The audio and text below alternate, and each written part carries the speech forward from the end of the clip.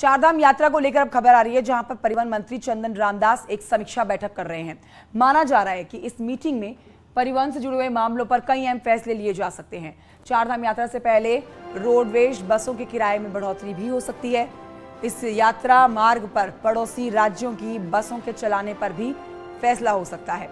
यात्रा के बाद ट्रिप कार्ड की व्यवस्था लागू हो सकती है। जैम की समस्या से निपटने के लिए रूट मैप भी चर्चा इस पर की जा सकती है।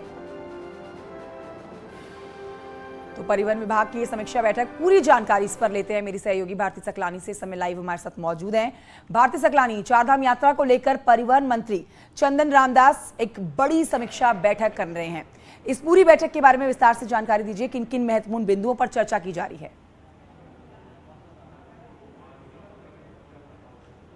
देखिए, मेरे पीछे जो ठीक आप कॉन्फ्रेंस हॉल देख रहे हैं, यहीं पर परिवहन मंत्री जो है वो मीटिंग ले रहे हैं। और इस मीटिंग में अभी तक जो पॉइंट डिस्कस हुए हैं, पहले मैं वो डिटेल में आपको बता देती हूँ। सबसे पहली जो पॉइंट आया वो ट्रिप कार्ड का आया है। जो भी प्राइवेट व्हीकल्स आएंगे चारधाम यात्रा के लिए, उनके लिए ट्रिप कार्ड यहाँ पर जारी किए जा रहे हैं इस बार परिवहन विभाग के द्वारा। इस व्यवस्था को आगे भी लागू किया जा सकता है, ताकि नंबर्स जो हैं कितने रहे हैं, कहाँ पर उसकी डिटेल है, ये तमाम चीज़ें जो है पता की जा सके। ट्रैक रिकॉर्ड जो भी आ रहा है चारधाम यात्रा के लिए वो रखा जा सके, ये ट्रिप कार्ड का मेन मकसद है। और इसको आगे भी लागू किए जाने पर विचार यहाँ पर किया जा रहा है। ये मुद्दा उठ चुका है अंदर मीटिंग में। इसके अलावा गाड़ियों में जीपीएस लगाने की बात की जा रही थी, जिसका प्राइवेट ट्रांसपोर्टर्स ने विरोध किया है। और उस पर अभी जो परिवहन मंत्री हैं उन्होंने नकार दिया कि प्राइवेट गाड़ियों में जीपीएस लगाने की व्यवस्था को फिलहाल, क्योंकि अभी चारधाम यात्रा में बहुत कम समय बचा हुआ है, तो वो मुमकिन नहीं हो पाएगा कि सभी गाड़ियों में जीपीएस सिस्टम्स लग जाएं। और इस बात को लेकर विरोध यहाँ पर प्राइवेट ट्रांसपोर्टर्स जता रहे हैं,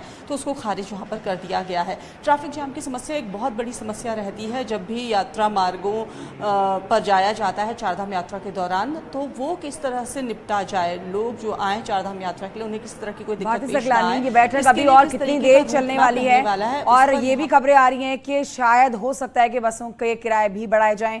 इसके ऊपर आपके पास क्या जानकारी है? क्योंकि अगर किराया बढ़ाया जाता है तो फिर ये परेशानी बन सकती है वहां पर स्थानीय लोगों के लिए। देखिए, किराए बढ़ोतरी का जो मुद्दा है वो काफ़ी लंबे समय से चल रहा है और पिछले 2 साल जो है वो कोविड का समय रहा है।